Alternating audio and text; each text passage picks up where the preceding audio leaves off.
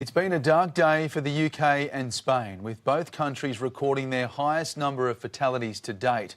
Europe correspondent Sophie Walsh is in London. Sophie, you've got some breaking news. Yeah, a 13-year-old boy has become the youngest person to die from COVID-19 here in the UK. He passed away at the King's College Hospital in South London.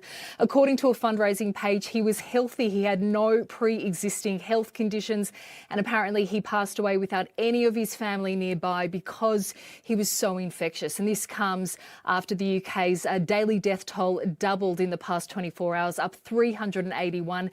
Among those victims, a 19-year-old chef who was living here in London and also had no pre-existing conditions. Today, the Prime Minister Boris Johnson chaired the very first virtual cabinet meeting from isolation. He is still battling COVID-19. Spain has recorded their highest number of fatalities in a single day, up 849 as they head into their third week of lockdown.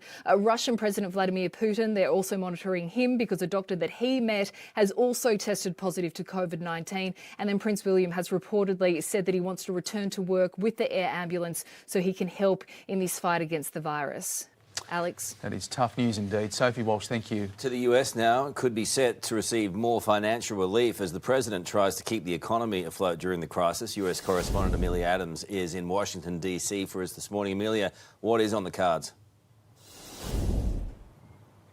Well, the president's called for another $3.2 trillion piece of legislation to boost the economy, Carl. He's tweeted it must be very big and very bold and focus on jobs and rebuilding infrastructure.